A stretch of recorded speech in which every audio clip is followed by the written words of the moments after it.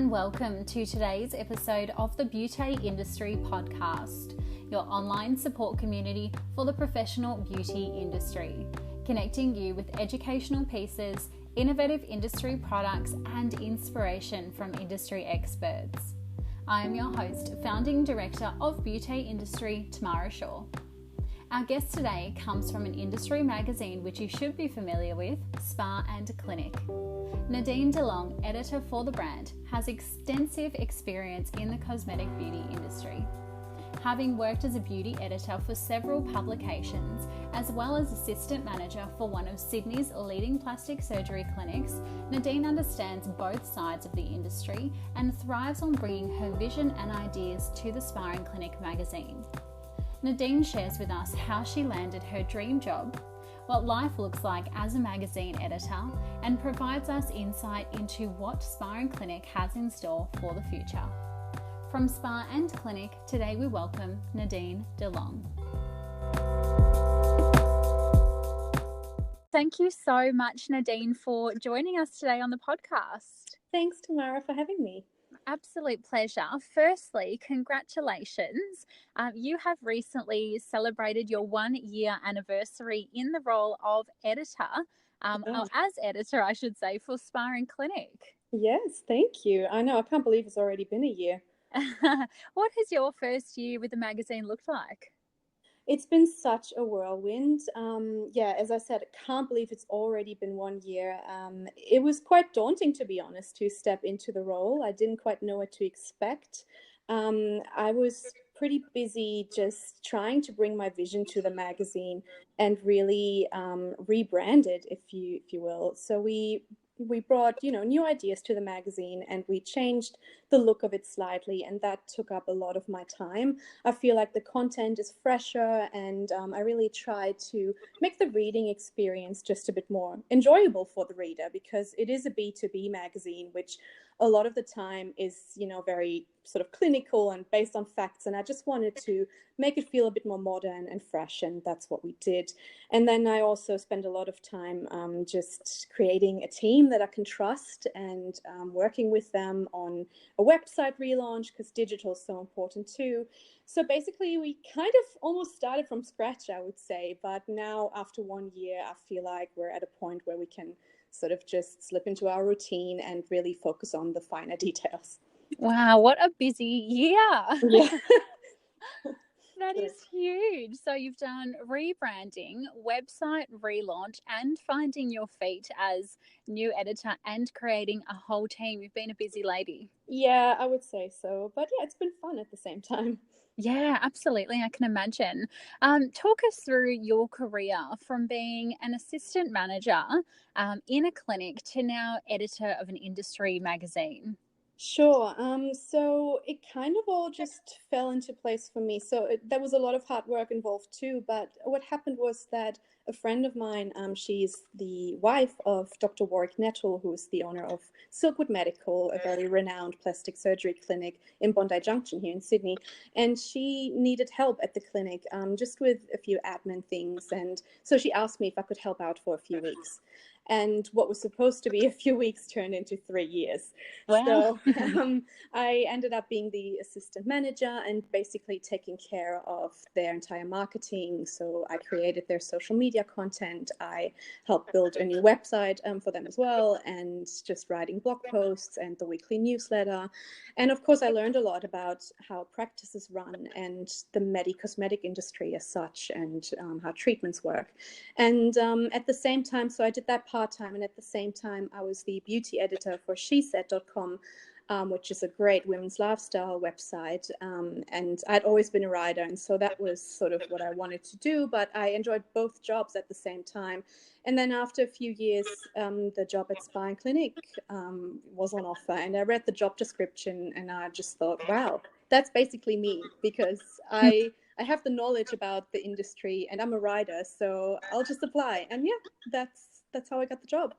And here we are today. So all of that experience being assistant manager and still having your foot in writing and creative at the same time, that certainly would have given you a real helping hand into wanting to apply for Spa and Clinic specifically in terms of a magazine, I'm assuming. Yeah, exactly. I didn't even know that there was a job like this available pretty much. When I read the description, I just thought, oh, this is heaven sent. So yeah, it was meant to be.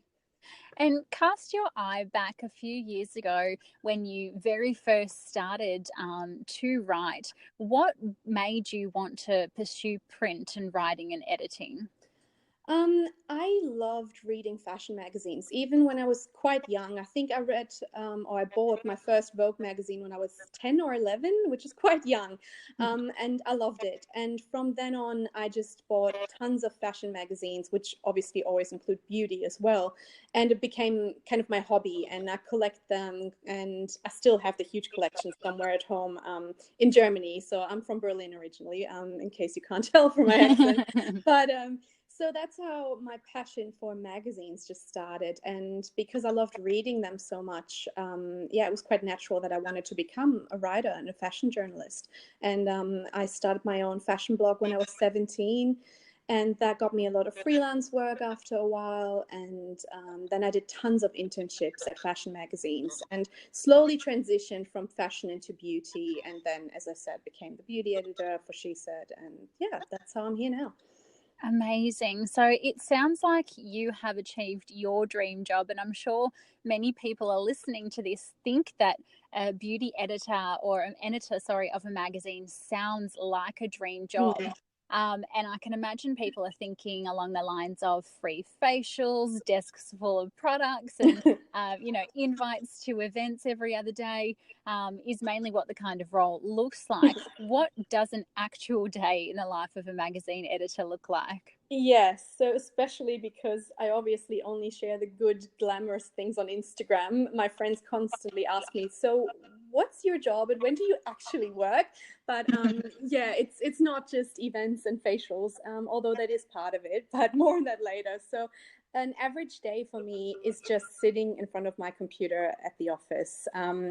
Tons of emails. So I usually get in around 8:30 and just check all my emails, respond to emails. Then I try and quickly have a look at what's happening, read the news and check all the beauty websites and blogs. And then, yeah, a lot of brainstorming sessions with my team, just creating content, writing articles, reaching out to contributors.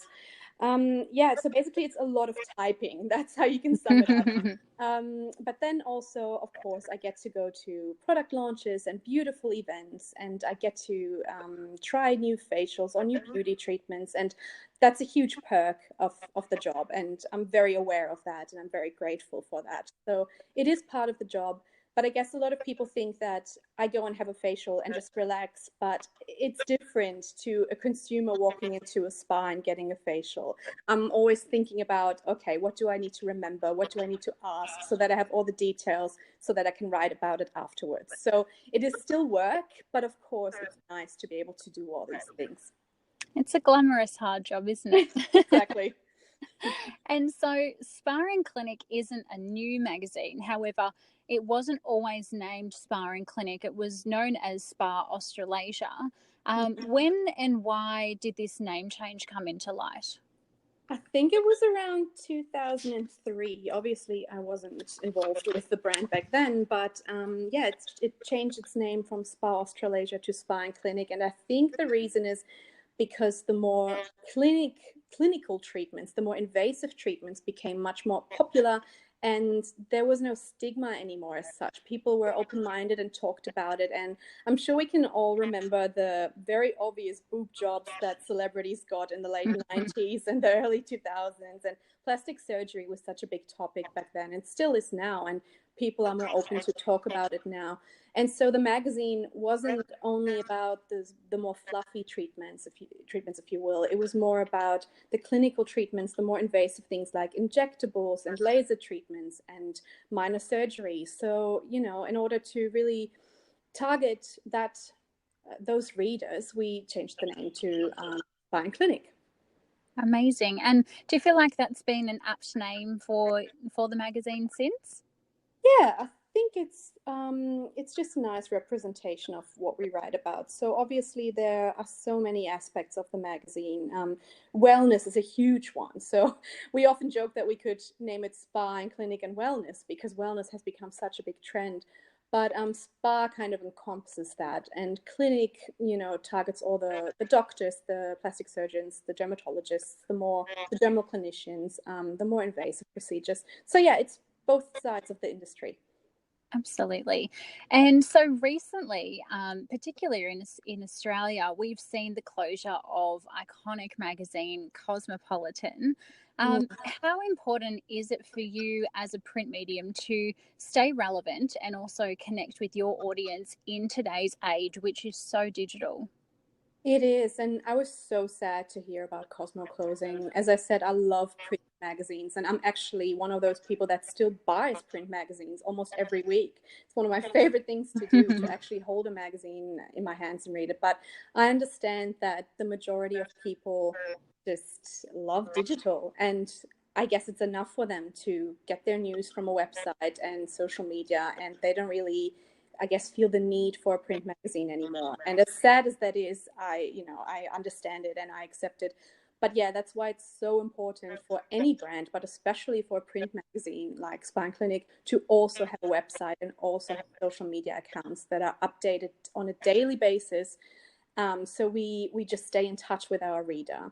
I mean, the good thing is, being a B2B magazine, it's a little bit different to a consumer magazine. We're not a newsstand magazine, so we don't really have to worry too much about our sales. We have subscribers that get our magazine delivered, and our subscribers are very loyal, and I feel like they really appreciate receiving the print magazine every 3 months. So it's a little bit different. It's not quite as daunting for us as it is for a lot of other magazines.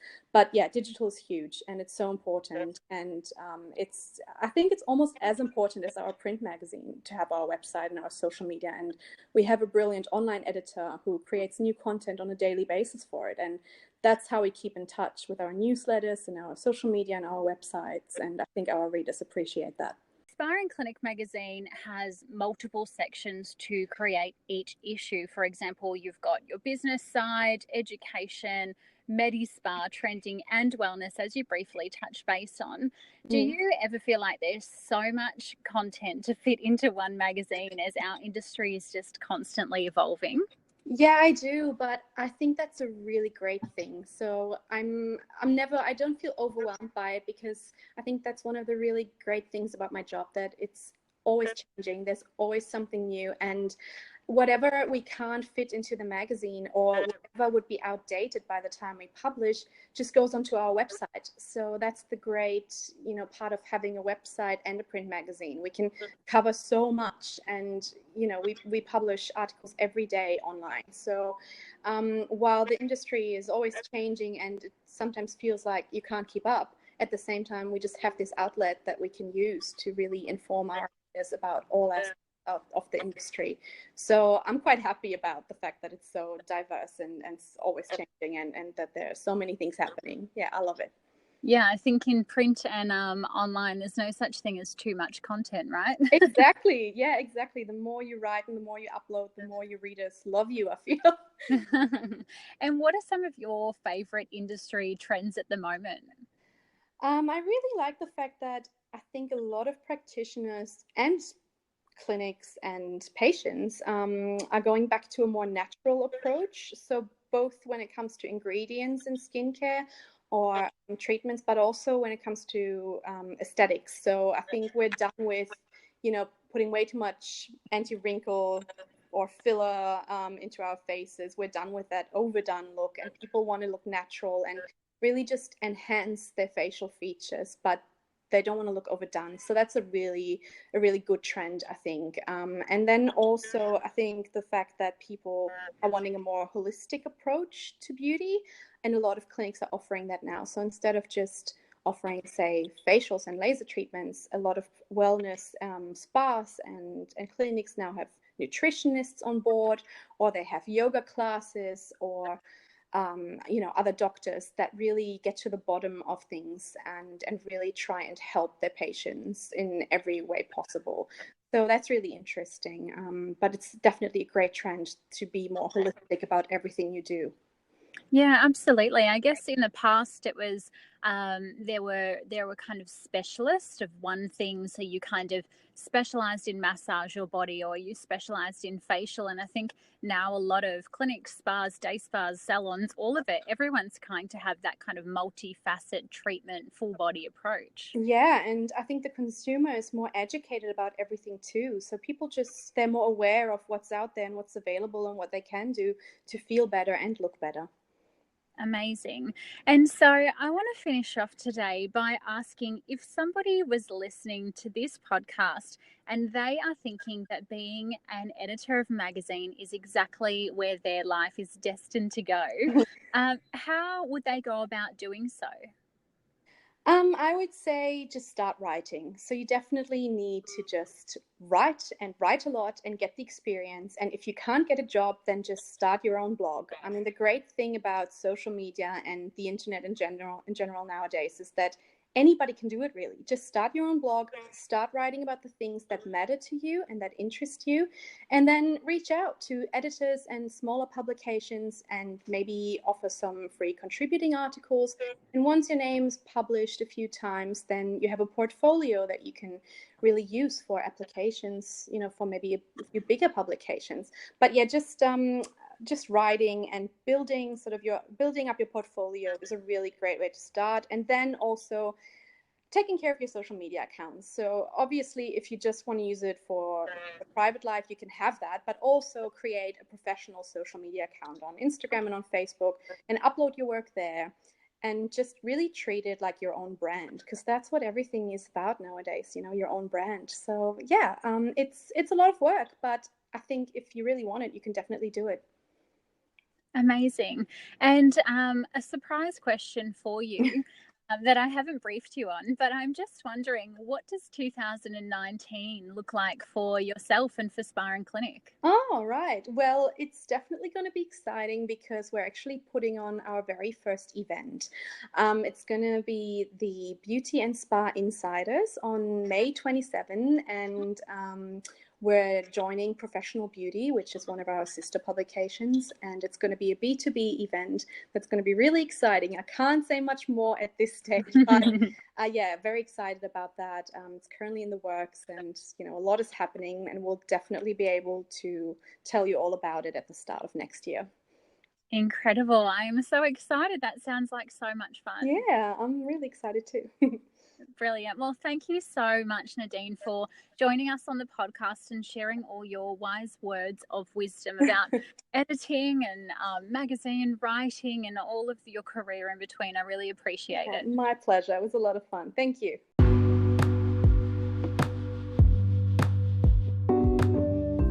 Thank you so much for listening to today's episode of the BEAUTE Industrie podcast with editor of SPA+CLINIC magazine, Nadine Dilong.